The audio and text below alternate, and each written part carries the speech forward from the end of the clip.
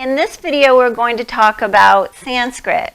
Not so much the learning of the entire language. I'm not an expert on Sanskrit, but just the scope of it as it pertains to yoga asana, so that we can better understand some of these foreign language cues as we practice, and also appreciate the beautiful stories that surround so many of the asana names.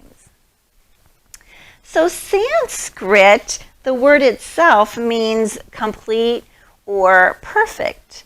Thought of as the language of the gods, the stories tell us that it was delivered into consciousness through Panini, who they called the father of Sanskrit. Actually, he was a grammarian who lived around 400 BC, and he attempted to define and standardize Sanskrit, which is a very contextual language.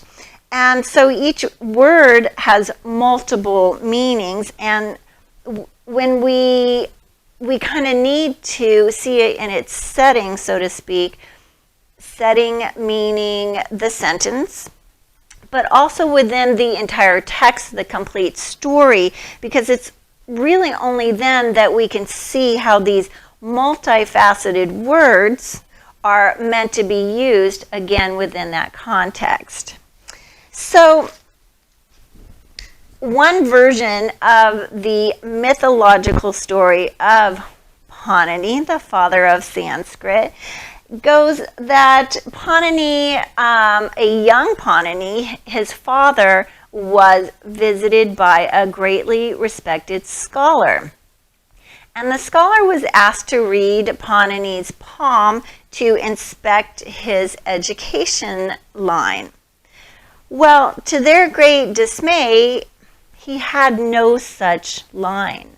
So Panini goes off, and when he returns, we see he is dripping blood from his palm, and when we wipe that away, we can see he has gouged an education line into his palm. Well, his father finds a way to educate him, and years later, he's been paying many years of penance and devoted meditation to Lord Shiva, who is one of the three main Hindu gods. So Lord Shiva, impressed with Panini's devotion, Panini, P-A-N-I-N-I, and Shiva, S-H-I-V-A.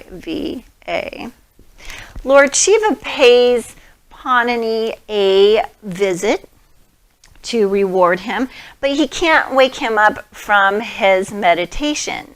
So Shiva sounds the Damora drum, its beat reverberating through Panini's ears, the vibrational foundations for Sanskrit.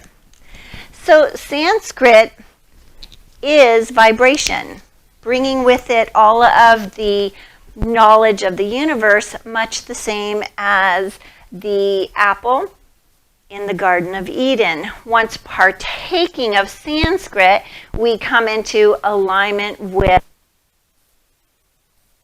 and harmony with God.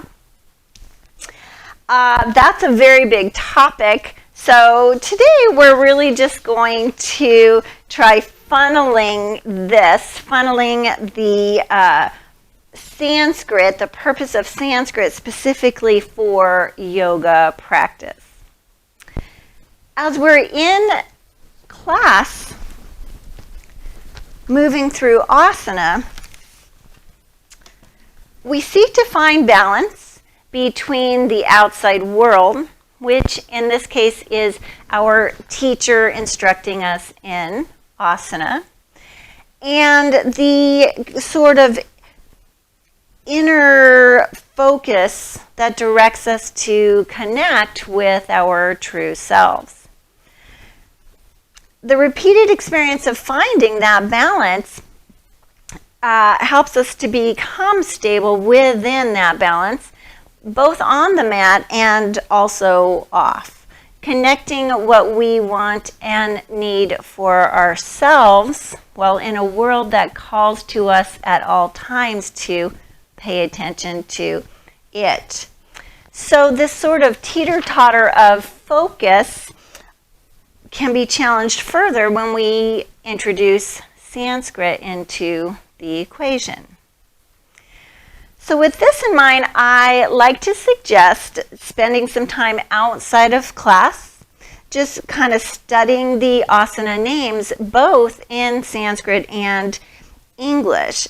Because doing some homework, so to speak, really then helps us to connect the Sanskrit with the asana's shape in a somewhat quicker fashion, because after all, we only have about 3 breaths before we're moving on to the next pose.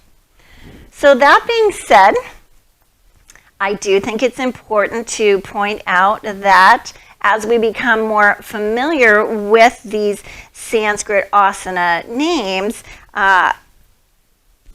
the words don't translate into one exact meaning. All of Sanskrit's words have multiple, as I mentioned before, they are multifaceted words.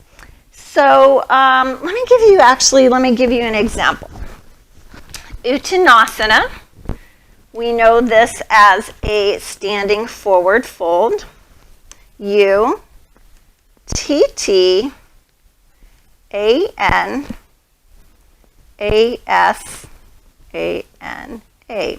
Uttanasana. So Uttana, U-T-T-A-N, has at least 12 different translations. But of those translations, intense stretch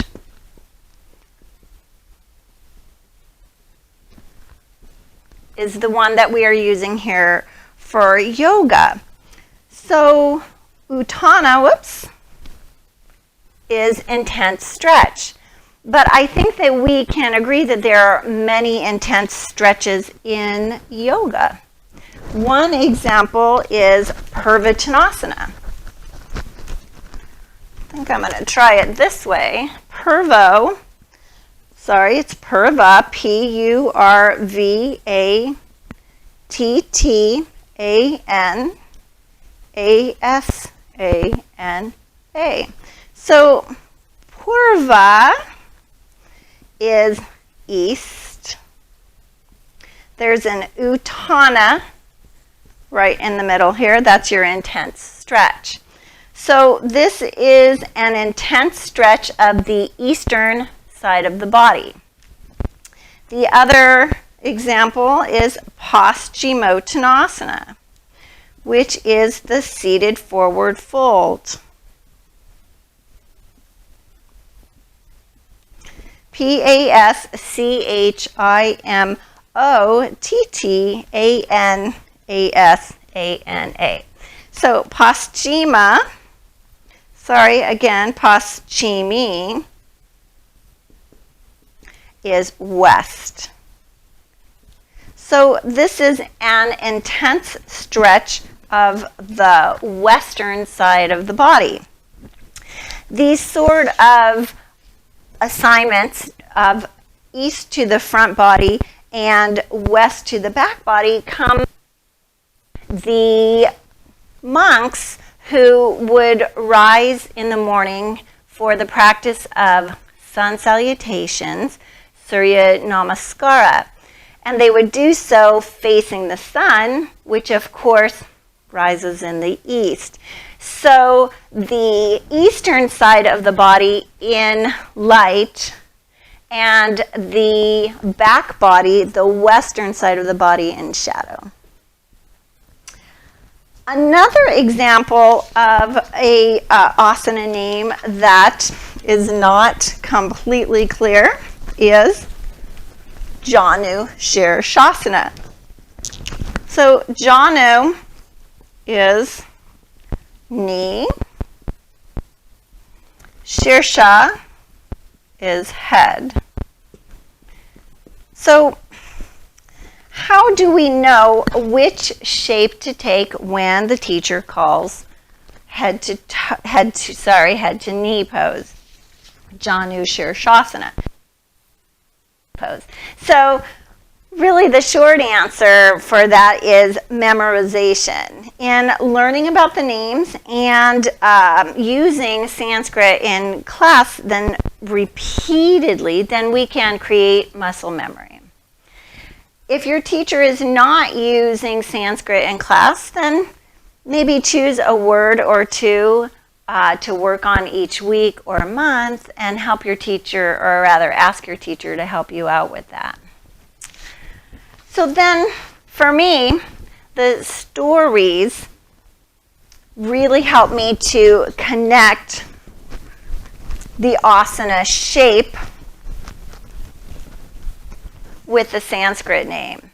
And one of the ideas that I think really embodies this, one of the stories, is the one about the warrior series, Warrior 1, 2, 3, or ABC. So this is Virabhadrasana, Virabha.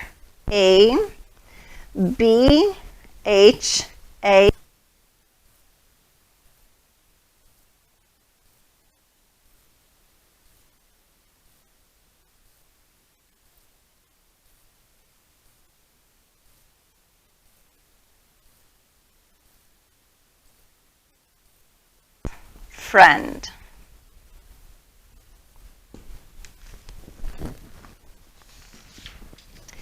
A short version of this story talks about how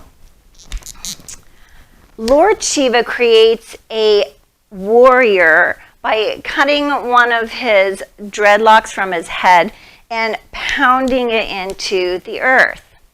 Shiva then sends this fearsome form of himself to avenge the death of his wife, Sati.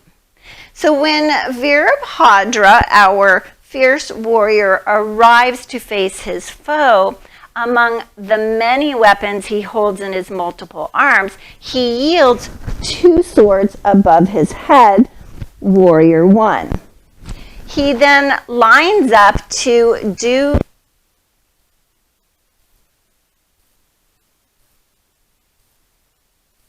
father-in-law, who Shiva blames for Sati's death.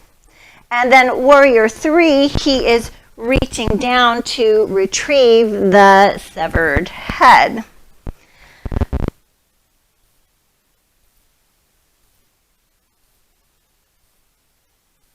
Finds a goat's head and he places it on Daksha's headless body, which brings Daksha back to life. So you can see why these stories can cement the images of the asana names. And so now I think probably the next time you take those shapes on your mat, Warrior 1, Warrior 2, and Warrior 3, you are going to remember the story of our fearsome hero friend. Now another way to memorize is to work with flashcards. So I do have some examples here. So I should have already given you a disclaimer. My pronunciation is going to be, generally is, challenged.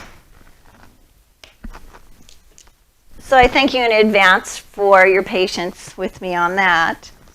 And also, there are, as I mentioned, multiple names for, or multiple meanings for any given Sanskrit word. Well, there can be multiple names for any given asana. And so I'm just going to say that if you know some of these by different names, then likely it's all correct. So these are, I think, shapes that you're going to be familiar with pretty much in every yoga class. And also these shapes somewhat mimic the names. So Balasana, bala, is baby, child, or infant. So child's pose. Tadasana, tada, is mountain. Now, mountain pose in some disciplines is called vrikshasana, tree. And then downward facing dog is called mountain pose. So moving on to navasana. Nava is boat pose. Halasana, hala is plow pose. Bakasana, baka is crane pose. And vrikshasana, vriksha, tree. I also have some lists that have some commonly used words, just the single words. So let's see what we can talk about for this. So commonly used words.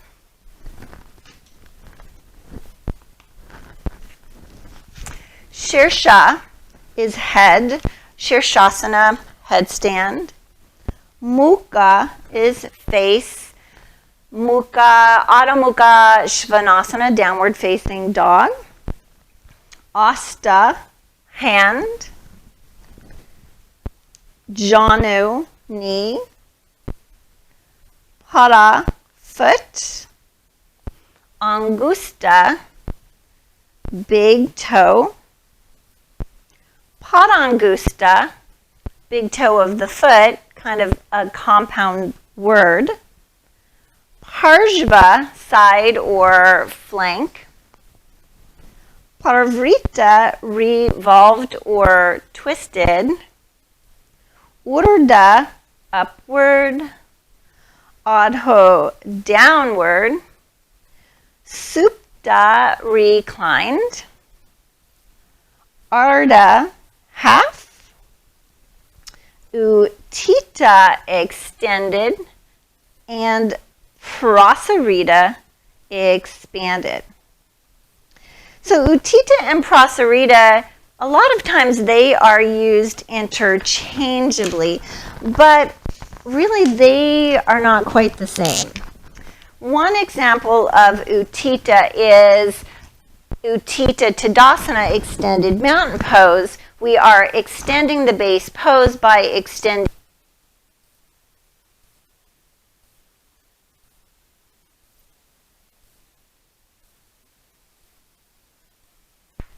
Pada.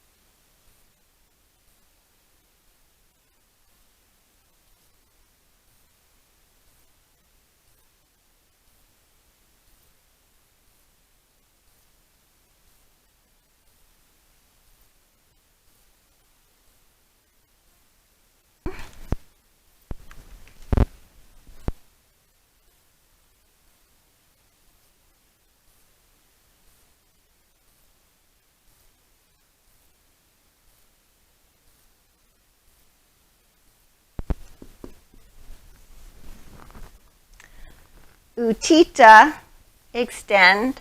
Asta, hand. Padangustasana, big toe of the foot. Then prasarita, an example for prasarita, which is expand, is prasarita pada tanasana, which is our wide-legged forward fold. So Prasarita, Prasarita, Padottanasana, Padottanasana.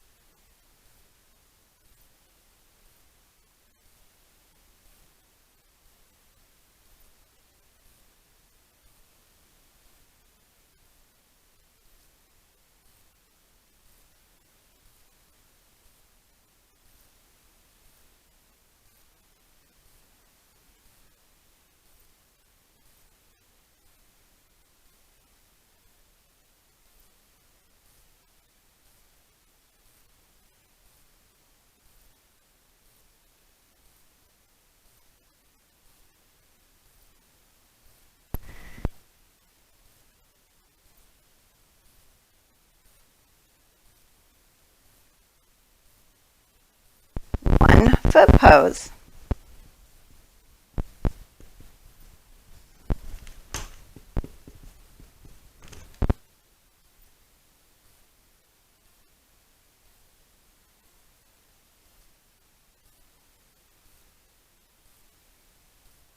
Can see why we might not exchange those words so freely, because they really are different, expanded and extended.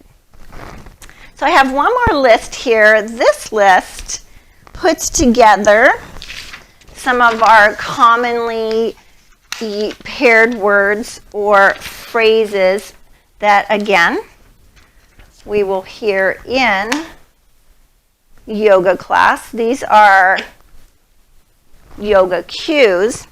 And I separated them into these kind of directional words. The first one is adho.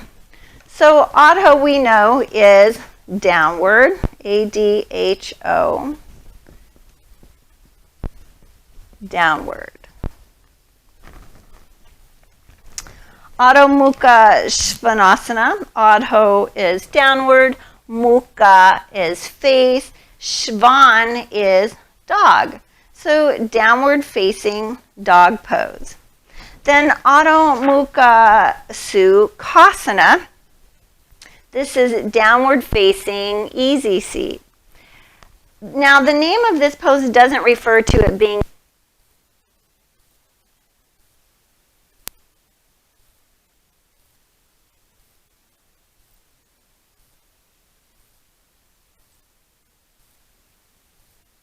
meditation.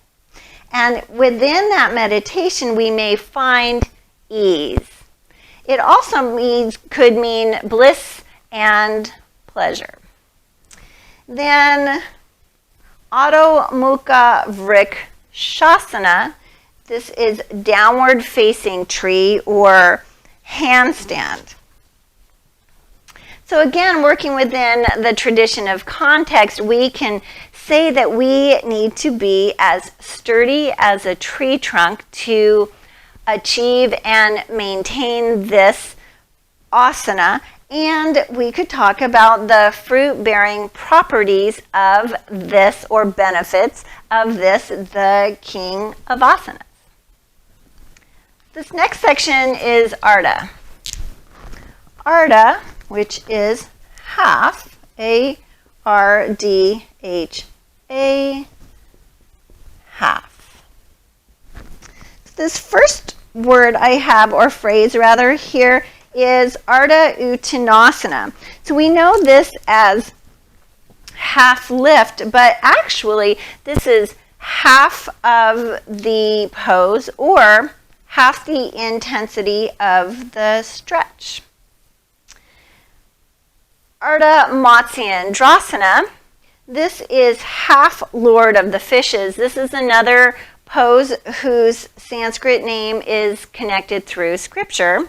That is a story for another time, but because Ardha cues us to do only half of the Lord of the Fishes, we might call this a variation, or it can be a preparation if we are doing the full pose, Purna, Matsyendrasana. Purna means full or complete or perfect.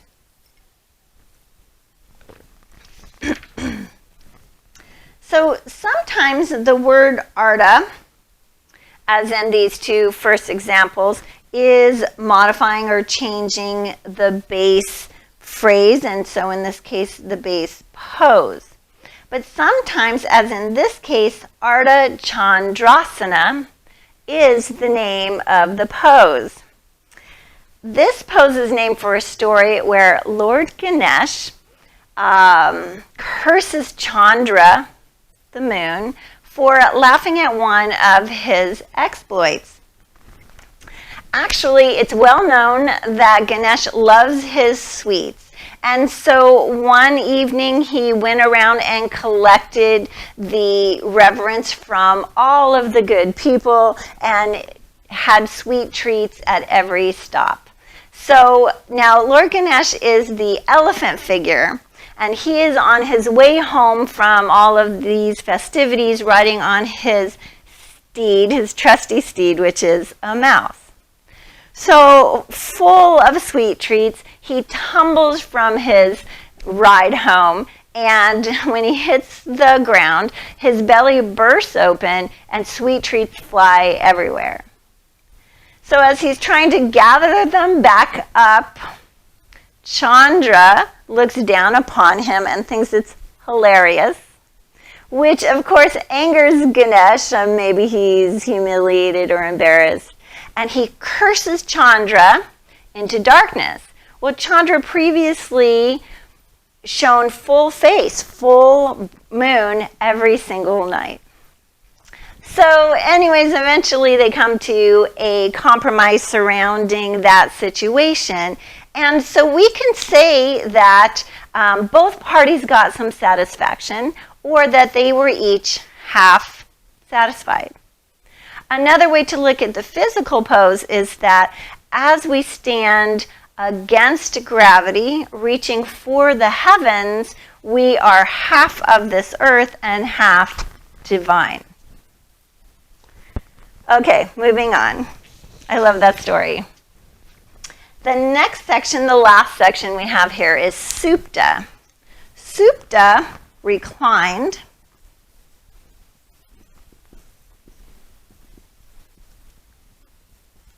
Okay. S-U-P-T-A. So in this section we have Supta Virasana, also Supta Baddha Konasana. These two examples also have the base pose, which in this case is Virasana, and then in this case is Baddha Konasana. These are upright sitting poses, or upright seated poses. But also these can be expressed downward facing. Adho Mukha Virasana and Adho Mukha Baddha Konasana, bound angle or butterfly pose. So in this case, we have the Supta supine poses, Supta Virasana, reclining hero, and Supta Baddha Konasana, reclining butterfly. So when we hear the cue Supta, it lets us know that we're moving into the supine variation. There are some examples where supine does not mean that we're going to be reclined on our backs, but we are going to just talk about the reclining poses today.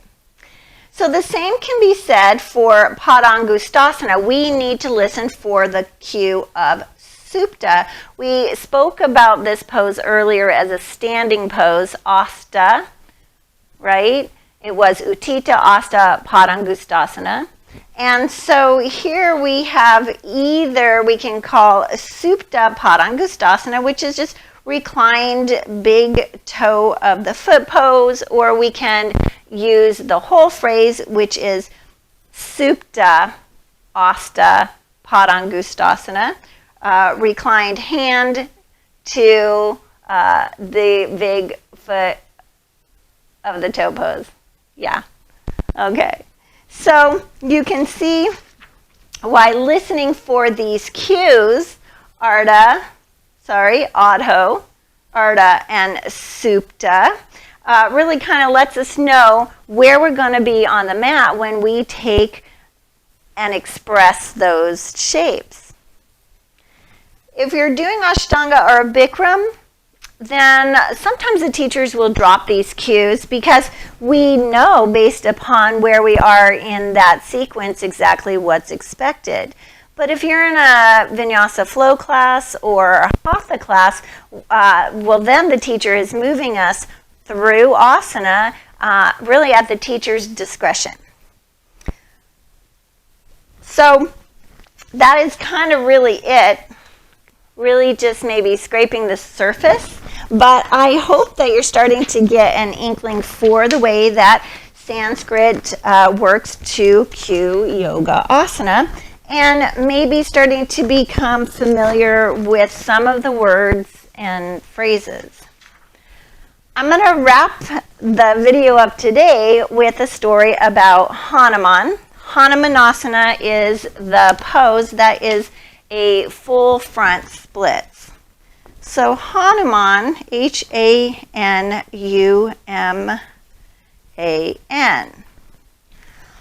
Hanuman, he is the monkey king or lord, and he began his life in human form much the same as kind of the parentage of the half-god Hercules, in that both of their mothers were affectionately looked upon by a god. And in this case, it's Hanuman, his mother Anjane, catches the eye of Vayu, the wind god. So Anjane names her son Anjaneya,